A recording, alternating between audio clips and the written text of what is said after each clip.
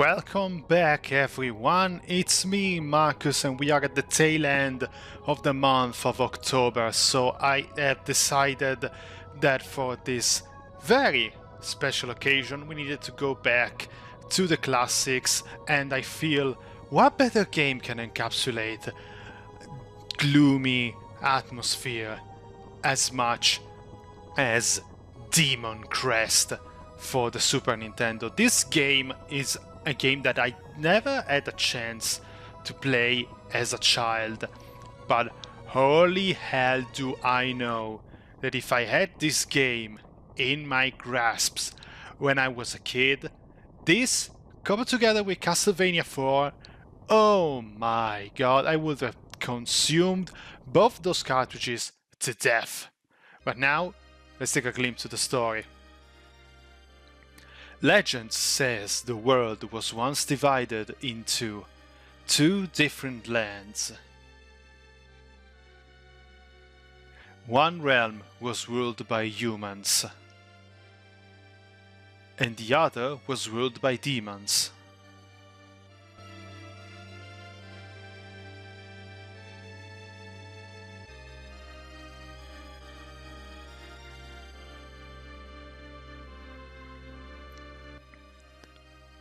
One day, 6 magical stones fell from the sky into the demon's realm. Inscribed on those stones were the crests of fire, earth, air, water, time, and heaven.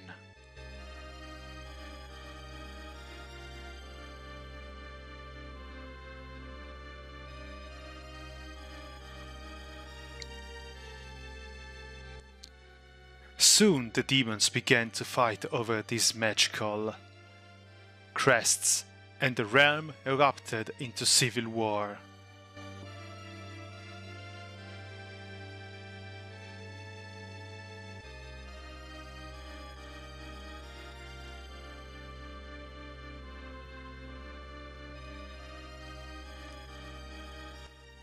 Finally, the red demon defeated all the others and collected 5 crests.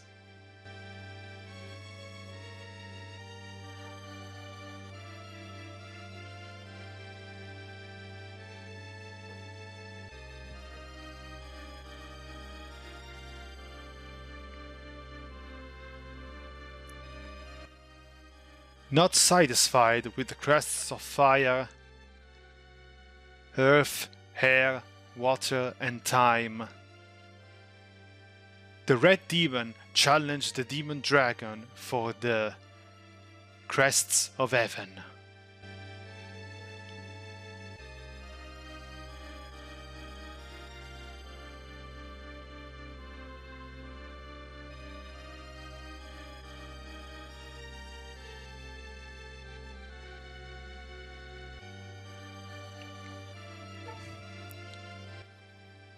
After a long and desperate battle, the red demon slayed the dragon and gained the final crest. But the price of victory was high. The red demon was critically wounded.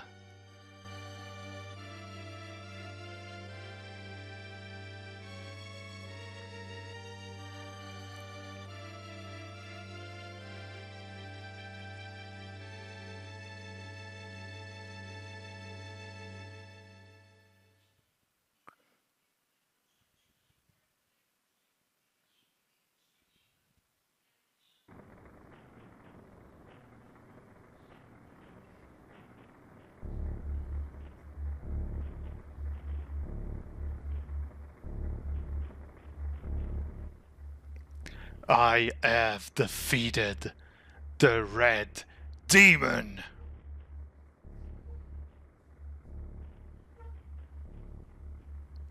I shall reign supreme.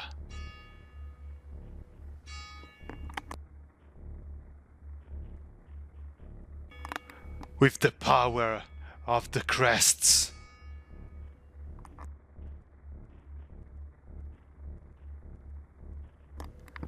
Both the demon world and the human world are mine.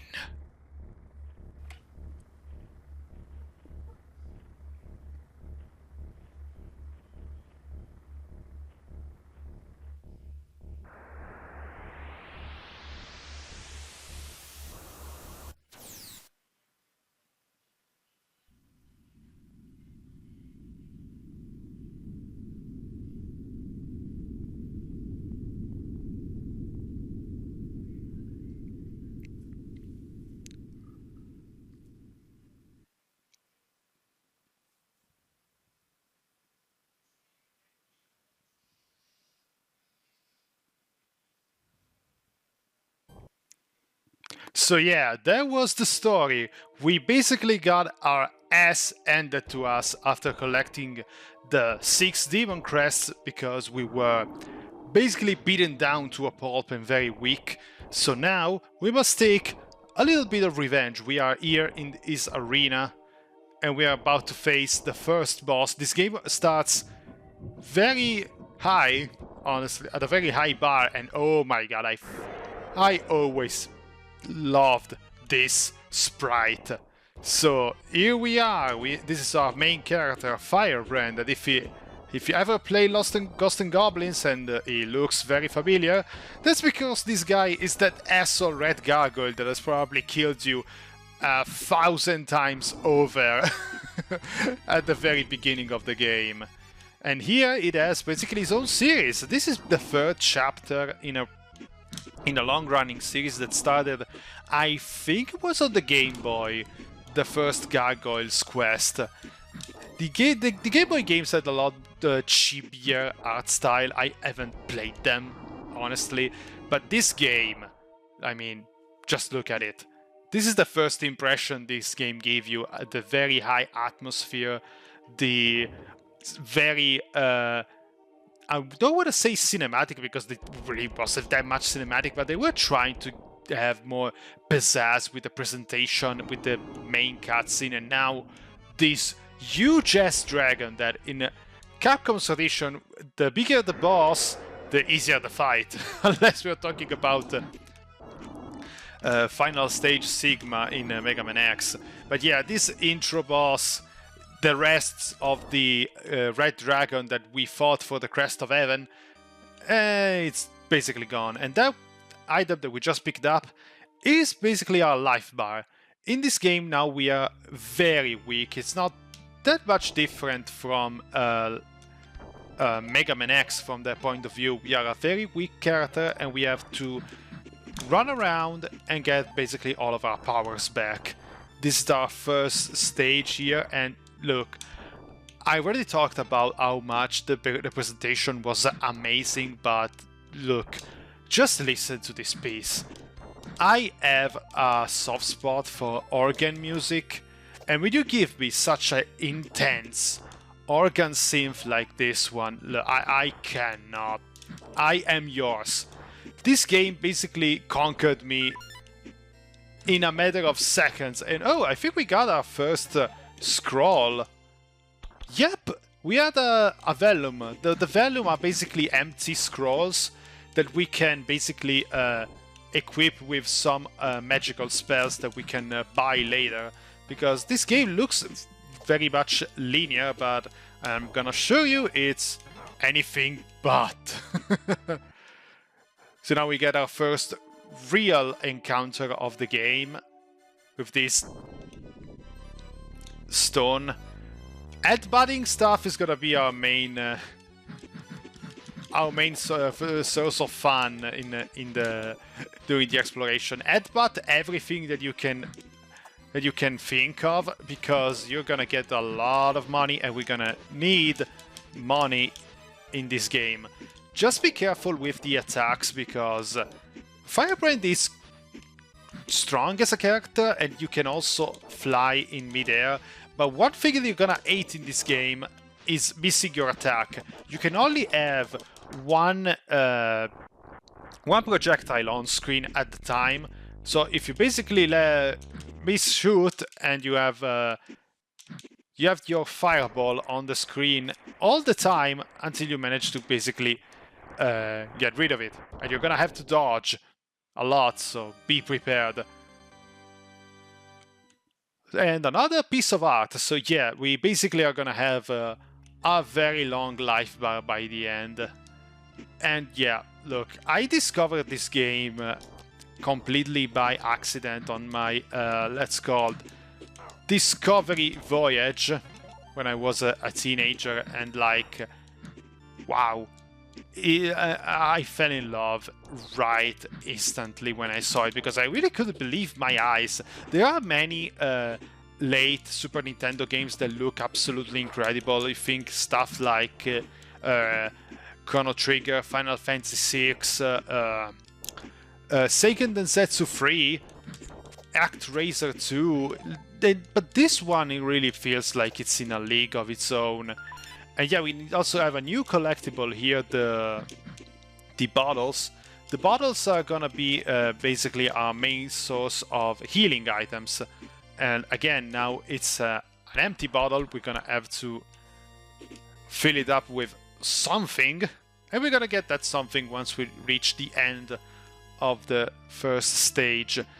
The key, the rule of the game here is gonna be pretty much explore to your heart's content. You can go direct 1, 2, 3 for regular level progression, but the nitty-gritty of this game is gonna be exploration. It's kind of like a Metroidvania in a way. Like, you see, we have these blocks here that guard over another health item, but we cannot reach it yet, so we are gonna see later what we're gonna have to do to get it. This game kinda starts easy because of the fact that you can fly. Basically 90% of the platforming in this game is gonna be a non-issue, but do not be fooled. This game can get rather challenging. I've watched your progress, and I'm glad that I shall be the one to put an end to your petty crusade. I believe you heard of me. I am Arma. I will be your executioner. Yeah, whatever, executioner. Let's see what you're made of. Yeah, this is gonna be the, ow.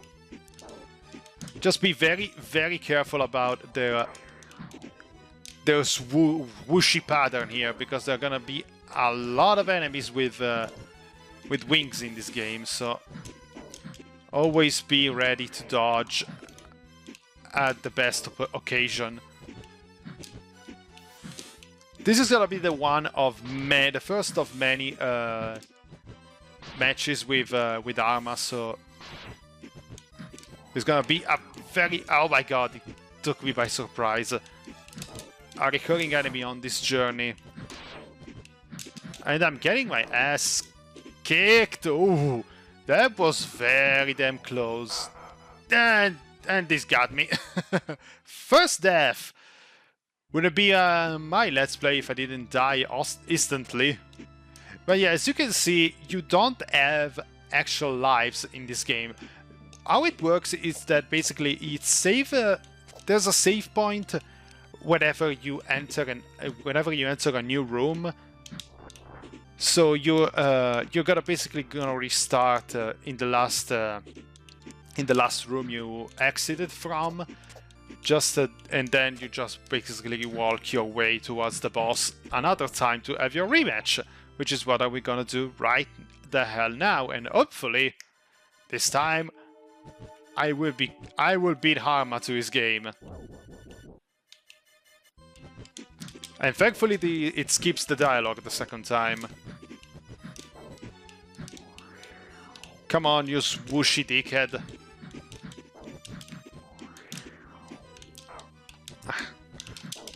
I should basically dare myself to stay in the air a bit more if he's in the range of my jumping.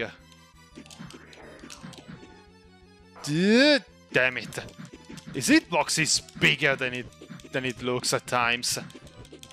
Come on, it's one of the easiest bosses. I can't be doing this shitty of an impression just right now. Yeah.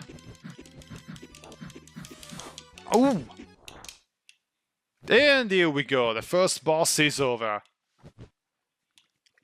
Whoa, whoa, whoa, whoa, whoa, whoa. Stop laughing and explode. You just seem to possess the strength people have been talking about. I look forward to our next encounter.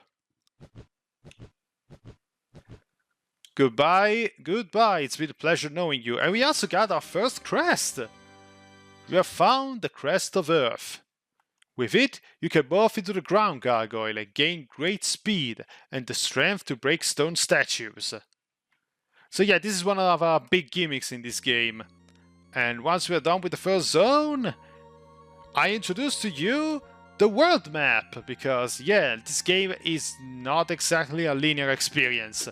We're gonna go up and down and all around, we're gonna explore a lot of places. So let's start with the number one place that we need to go, the city here, because there are also gonna be a lot of trinkets to find. And let's show off our first crest here. As you can see, we've lost our ability to... The general was wearing a uniform, something like yours.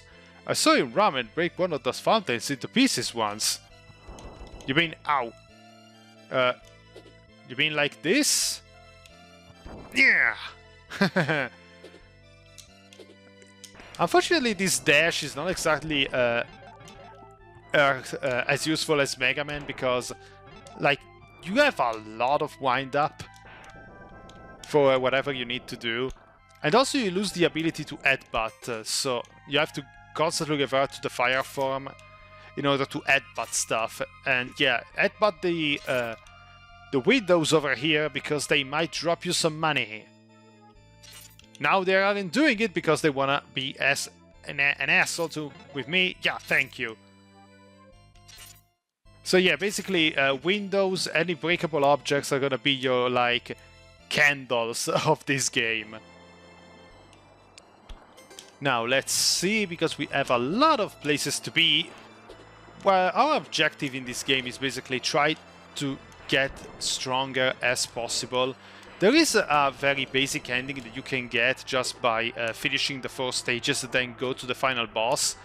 But that would be boring, so we're not gonna get away that easily, because I actually want to show the best ending in this game, which is something that I never actually managed to get, because, like I said, this game can be quite tricky, and it wasn't a game that I spent a lot of time with compared to many other titles. So this is gonna be a learning experience even for me. It's not gonna be entirely blind. I'm gonna practice, because this game would be way too hard without practicing. But yeah, it's gonna be fun to find out everything about this game. Can't go there yet. The ground attack is very good. You can basically get a lot of clearance, and some of these monsters can only be destroyed with some specific attacks, like these pillars of fire here. I do want to see what's inside that urn, but at the same time I don't want to die. The flames that you can collect when dropping are basically your health bar, while the money are, well, your money. That basically self-explanatory. Come on. Alright. Let's try to always get try and collect as much money as possible, because you might never know whenever you're gonna be in need of buying something. Let's continue, and this is one of this is a particular room, because as you can see from the effect, we can basically light up the room, and if we don't, well, we're gonna have to run around in darkness. And the issue about doing that in this room is that we cannot see any of the payments, and thus gonna get a lot of involuntary jumps into spikes. This is gonna be basically the most kind of annoying-ish part of Demon's Crest. The constant menuing you're gonna have to do to switch between forms. It's not that intrusive, honestly, but I know some people can be sticklers for pace breaking stuff like this, especially when it comes to like Game Boy Zelda games. But we got to the end of this section, and now we have our second boss, this giant goop with eyes. You cannot do anything to this guy right now because we have to damage the eyeballs. So right now all that we can do is just going up, and be wary of the goop because you can actually walk over it, but you're gonna be sucked right into it like it's quicksand or something, and your movements will be heavily delayed. So now this is the first phase of this boss. Is gonna shoot out these eyes, and we have to destroy them. They take 3 hits and they drop health, so if you are very careful with your movement, they shouldn't be that hard. But again, your movement is not exactly limited. Firebrand has a lot of range of movement since he can fly, but the fact that we are constantly... we can only have one fireball on the screen at once can be rather tricky in situations like this when we have basically multiple projectiles roaming around the area. So just manage to stay concentrated, and if you can avoid missing, that would be great. But I noticed that it's basically the same about as useful as a hint as do not get hit against this boss. Like, thank you, Sherlock. How much time did it took you to figure out that to beat a boss, you must eat the boss and not let the boss eat you? Oh my god. If you want to be reckless and just abuse the fact that you get a very rapid fire shot at close range, you can do it, but just be wary. It can be a rather bad strategy. So now our boss is gone, and we're gonna get a new reward. The piece of fire crest called Buster. With it you can break through stone. And with that we can basically get out, and there are a couple of places that we need to visit, so we'll check right back once we get to them. And here we are. Remember this place? I said before that we could break those blocks in some way. Now let's equip the Buster Fire. And yeah, as you can see, this fire can basically destroy these blocks in a matter of seconds. This is also a very good weapon because it basically has the same level of power of the normal fire, but we can shoot 2 of them and they are also a lot quicker. So yeah, if you want to use fire form, equip the Buster. It's gonna be very useful in the long run. And we got the piece of art that we needed to get here, so now we can basically get up on our ass and leave. But before we get into our next stage, let's take a little bit of a break here, because with the Buster we can get rid of those blocks. Otherwise this room would be completely inaccessible to us. And this is our first potion store. We got the urn here. And welcome to the Black Lotus. We carry only the finest potions. Which one would you like? Mercury, Sulfur, Herb, Elixir, and Ginseng. For right now, Elixir is basically an extra life. If you have equipped an Elixir and you die, you basically get restored a bit of health. Not all of that, but it can be useful, I guess. The ginseng is the best because it restores all of your vitality, and this is gonna be very helpful by the end. Right now I'm just gonna stick to a basic herb because we don't really have that much health in the first place, so yeah. And with that, we can start our first trip back to the world map because it's time to enter the second area of the game and get some goodies that way.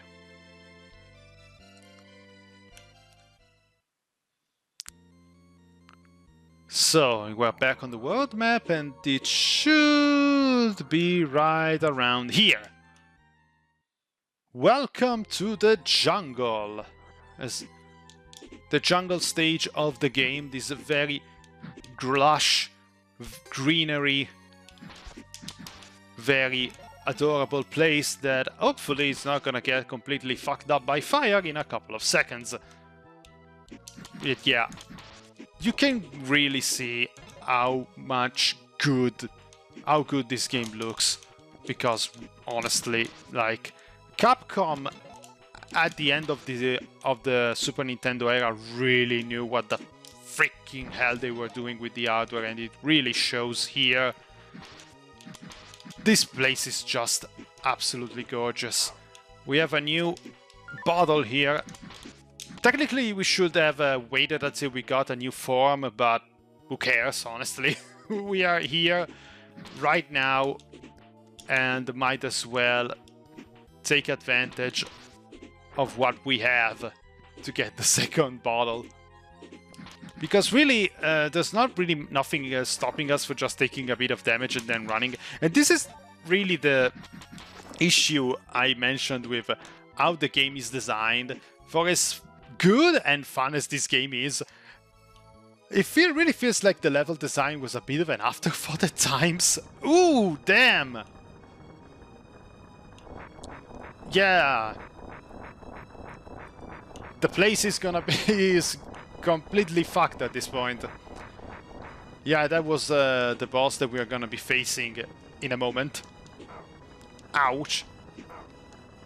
So yeah, let's be careful about all this fire coming from above us. And as I was saying, the level design at times feels like it's not really built, hasn't been thought out with the ability of Firebrand in mind strictly, because really we can actually fly all over the damn place and nothing is really stopping us.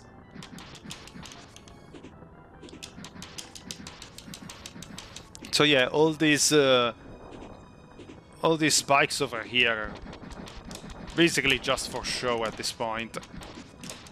Let's open up this place, and with a bit of an headbutt, we get our first artifact, the Skull Talisman. This is gonna be basically temporary perks for us. I don't exactly remember what the Skull artifact does at this moment, because memory is really escaping me, but for shits and giggles, might as well equip it. Let's not get this right now, because I wanna intentionally die against this boss at the moment. The fire boss here, please kill me. Yeah, thank you. And as you can see, when you die, you can decide to retry the stage or select a new stage. We are going to retry. And we are gonna spawn right outside of the door we just came out of. And the reason why I did this is because when you enter the boss room, the place gets rid of the ceiling, and we can move all the way over here very slowly. I'm gonna get something that is gonna be waiting for us. There it is. Another life bonus.